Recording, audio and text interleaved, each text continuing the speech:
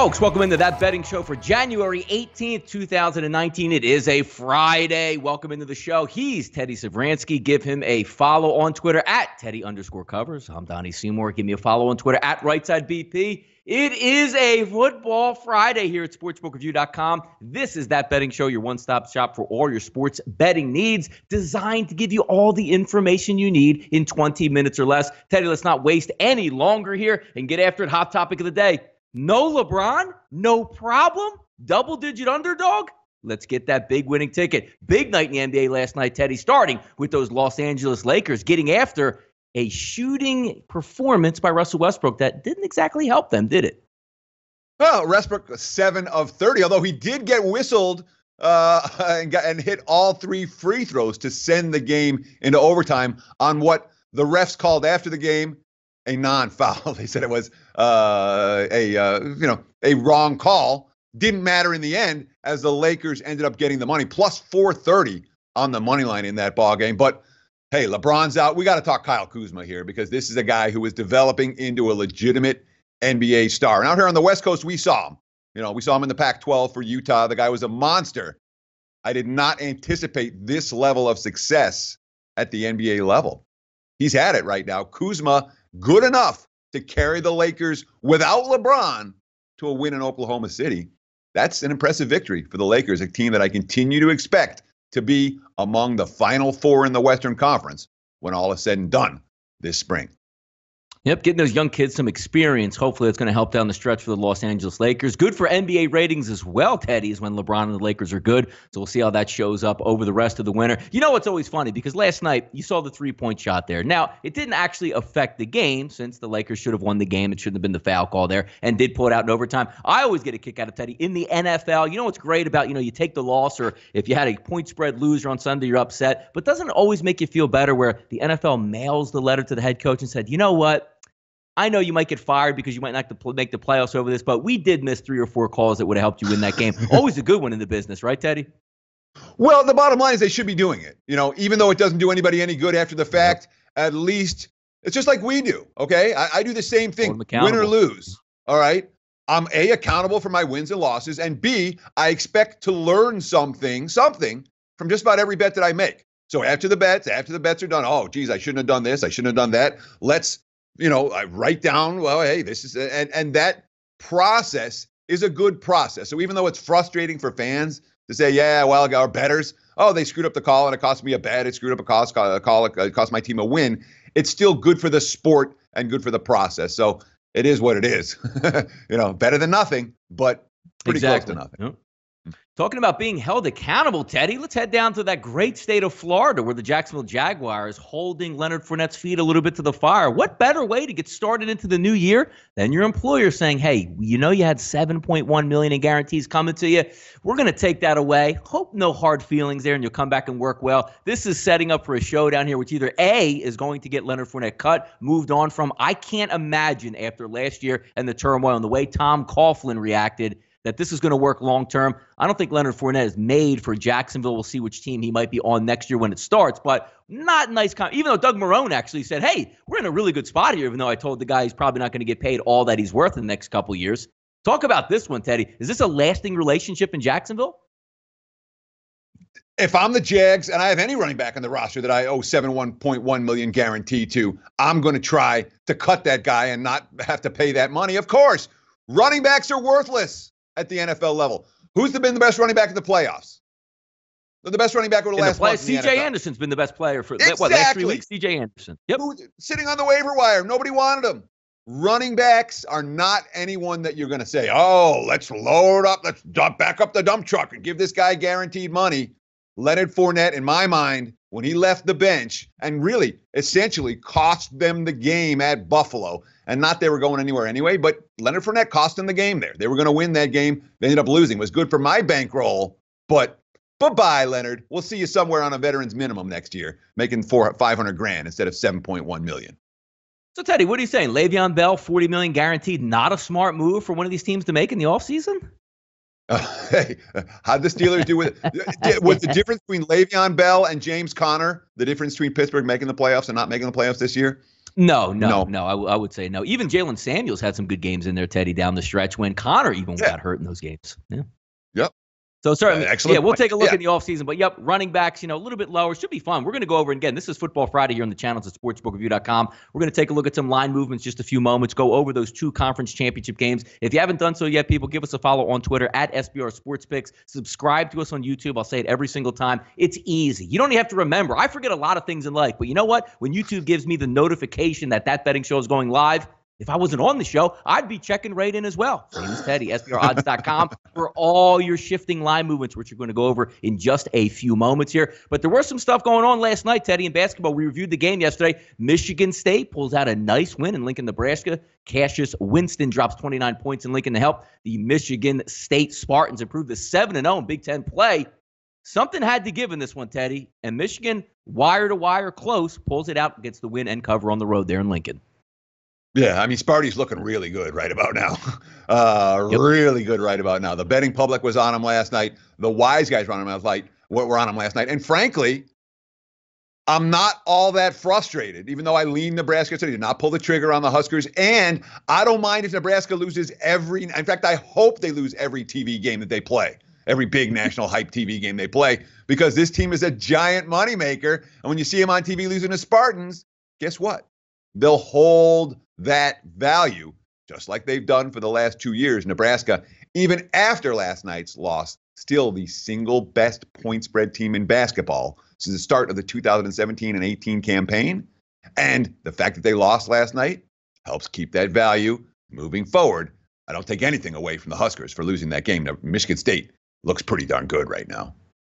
Certainly not. Me and Teddy do need days off from time to time, so we did want to put this one up here, folks, because we know it's going to be a big tilt in the ACC tomorrow on Saturday. Just to give a quick preview, I don't have any line indicators out right now, depending on where, maybe the advanced metrics there, Duke by 1 or 2 points, depending, but nothing official from any sports books that we have right now pertaining to the show as we're taping it now. But Virginia is going to put that perfect season online, heading down the Cameron Indoor. Looks like some injury information coming out for the Duke Blue Devils, Teddy. Trey Jones should be back. Trey Jones will be out for at least another few more weeks, but doesn't look like it's going to be that longer-term injury. It's going to take, months to heal, maybe just days or weeks at this time. Cam Reddish should return back to the lineup for the Duke Blue Devils. Are the Duke Blue Devils, as young and talented as they are, ready for this team for Virginia that just seems to be mowing top-level competition down left and right, Teddy? Yeah, I mean, 2 teams that are combined 30-2 on the season. This is a legitimate marquee matchup. I heard a couple of projected point spreads around Las Vegas in the last 24 hours. They were talking right in that range. Duke -1, 1.5, 2. I'm not expecting the Blue Devils to be significant favorites in this ball game without Jones. And, of course, the young Dukes team getting the first look at that pack line defense. Look at the recent meetings. 65-63, 65-55, 63-62, 69-63. Nobody gets to 70 against Virginia. All they do is cash under bets. I'll tell you what, I am not expecting that Blue Devils defense to be, or that Blue Devils offense to be able to handle this defense at first look. I'm expecting another low-scoring game. I'm very interested to see where this total comes on Saturday. First lean has to be towards the under. Yeah, no NFL playoffs there, obviously just being on Sunday this week. So a nice little marquee matchup coming to you at 6 p.m. Eastern time, 3 p.m. Pacific. So one to look out for. I think it's going to be a good one. And look, if Duke is going to be a favorite in this game, Teddy, I'm not going to lie. I'm really looking towards Virginia in this one, especially with their point guard out. You're going to have to have ways to attack that pack line defense. Tough to shoot over it. Your early indications, Teddy, let's just say this line comes out, Duke -1.5. Do you have any early leans in this game? Good game. Sidewise, I don't anticipate being involved in the side. To me, the thing that stood out is the total, without a doubt. I mean, certainly a lower scoring game favors Virginia. Duke, there's some correlation with Duke in the over. I don't think there's any correlation with Virginia in the under. Does that make sense? If Duke's going to cover, absolutely. They're going to have to put the biscuit in the basket. Yep, absolutely. Similar to like you talked about last week, Teddy, during the Dallas Cowboys game. If the Rams are going to win, it's probably going to correlate with a total and an over. Certainly did. Let's get talking to some NFL Conference Championship weekend play. taking a look at the line movements, Teddy, and as we see again later in the week, yesterday, late last night, early this morning, a little bit more money pushing in on those New Orleans Saints and Los Angeles Rams game. Coming in right now, Teddy, depending on where you're shopping at, looks like threes are starting to turn into the predominant number. Some outlets at minus 110, but more with a little bit of juice, minus 113, minus 115 out there. But it looks like the Rams getting a little bit more love as the week goes on here, Teddy. I'm still calling it 3.25. This line isn't 3.5, and it's not 3. Anywhere you're laying 3, you're still laying minus 20. Yep. There's a couple of spots that you could lay 3 at minus 110 or minus 115, but not many. I mean, there really aren't. As you look at the SPR, a live odds screen, it's a similar story with 3.5. So if you're taking plus 3.5, you're laying minus 120. And when it's 3 minus 120, and then plus minus 3 minus 120, and plus 3.5 minus 120, I call that 3.25. Which is, and it's been there. It's been there all week. I talked to a couple of bettors that really thought that the Rams were going to take money.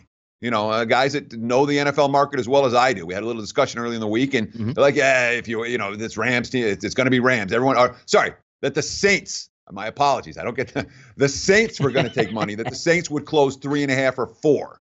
And what's actually happened is it doesn't look like it's going in that direction right now. So the wise guys that I was talking with, their opinion was wrong on where this line was going to move, unless there's still some hidden under the radar Saints support that's going to show before kickoff. Wouldn't be shocked if that happens. Wouldn't be shocked at all if this line closed 3.5, even though it's 3.25 right now. And some of the indicators say that it's Rams money going to come. I'm not convinced that's the case.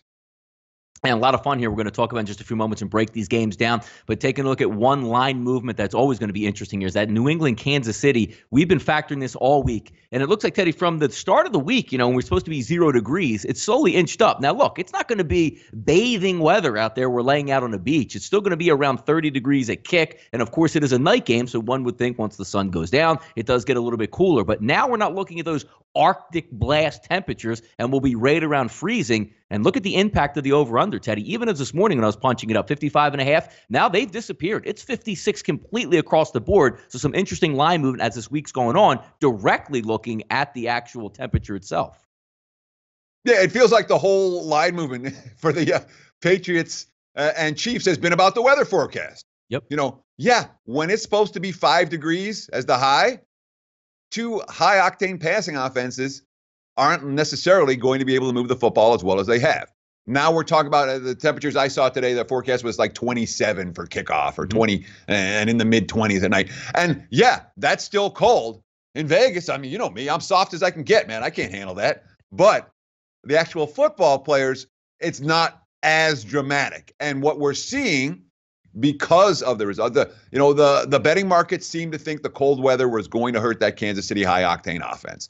I don't blame them. It's tough to throw the football in frigid conditions. Now, still going to be cold, but they're saying, well, this isn't likely to affect the Chiefs' passing games, that it doesn't work anymore. We've seen a little bit of Kansas City money. The threes, minus 315, minus 15, minus 20 right now. And total-wise, obviously, the big move to the under in the frigid conditions now that it's getting, the forecast is getting better and warmer in total money. And, of course, the public's always going to bet the over in this game. The public's going to bet the over in both of these games. My opinion, they'll be lucky to split.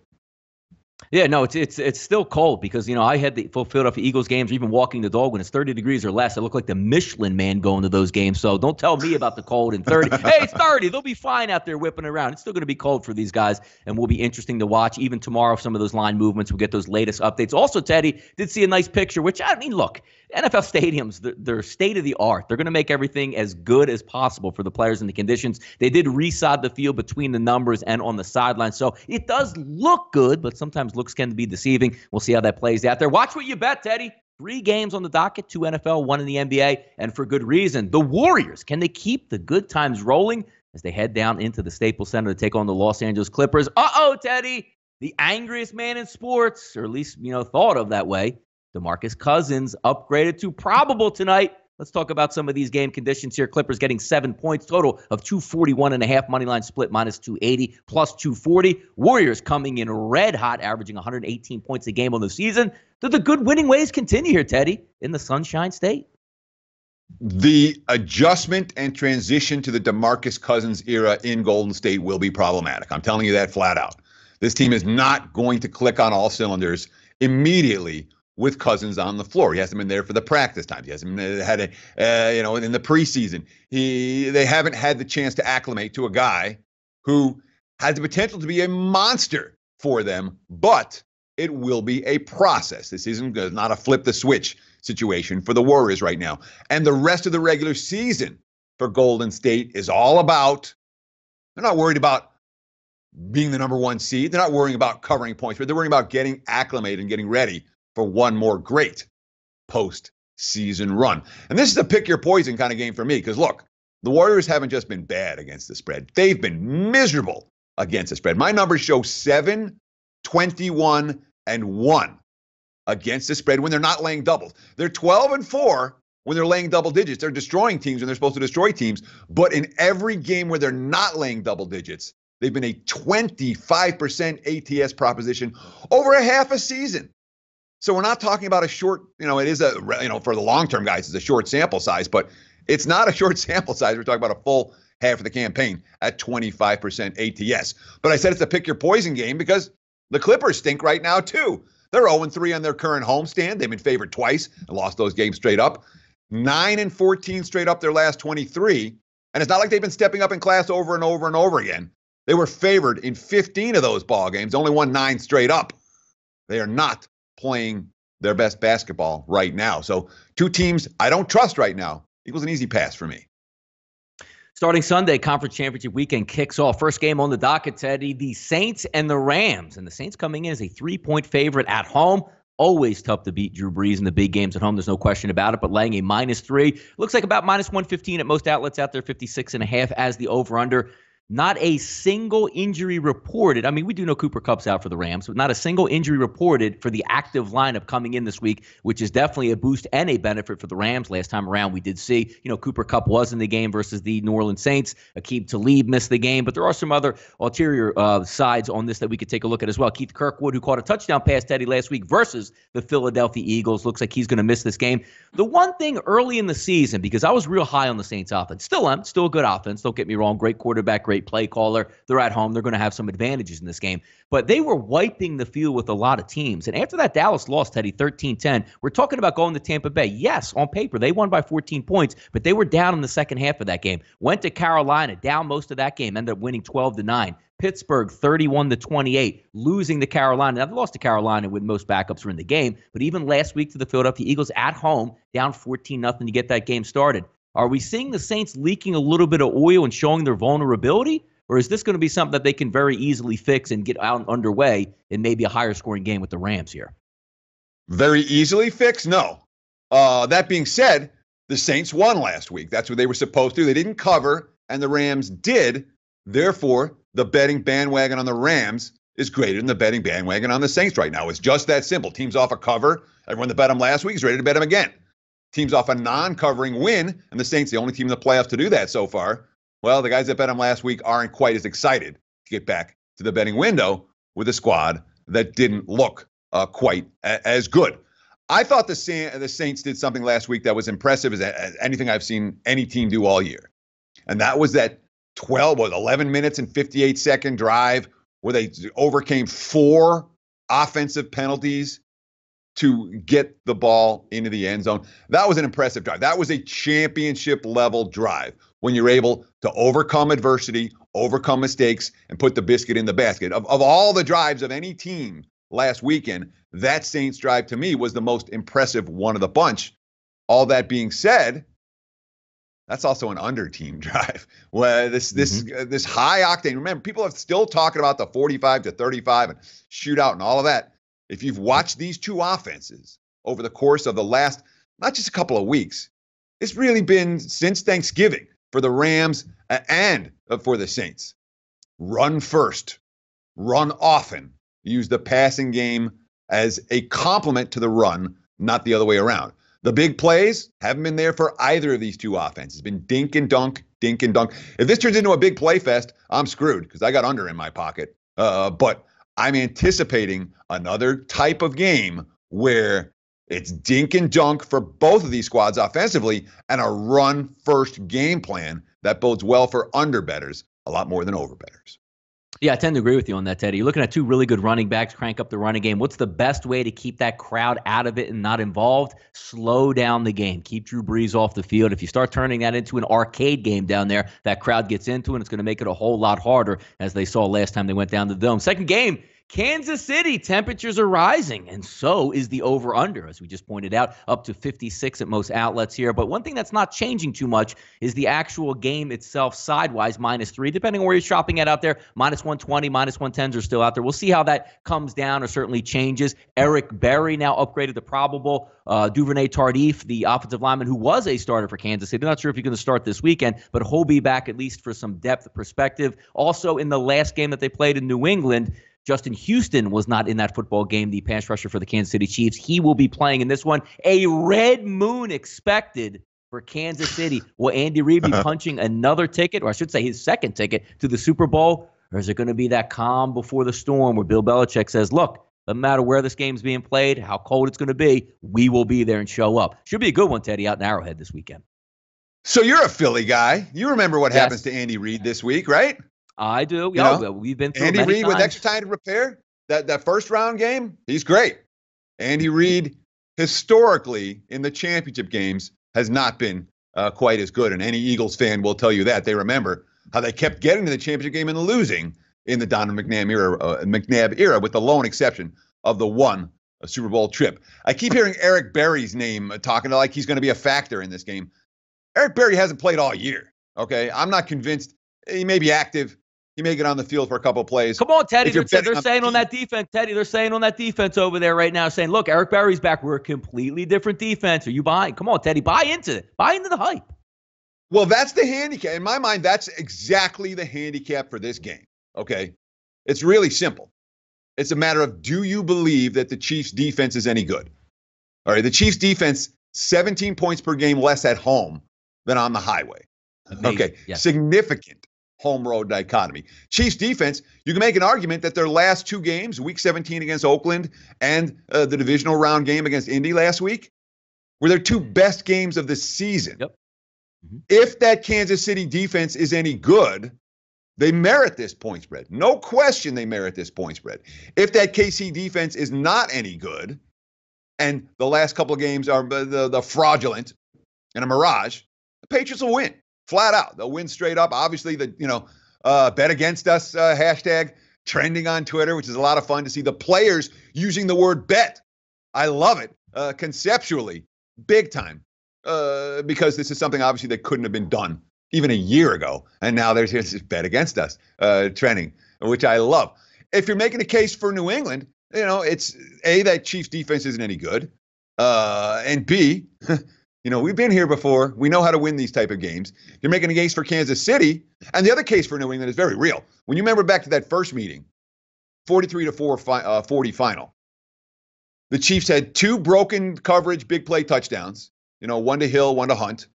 They got a kickoff. They had a kickoff return touchdown, and they got a turnover deep in Patriots territory that led to a field goal. That was basically 24 cheap points out of the 40 that they scored.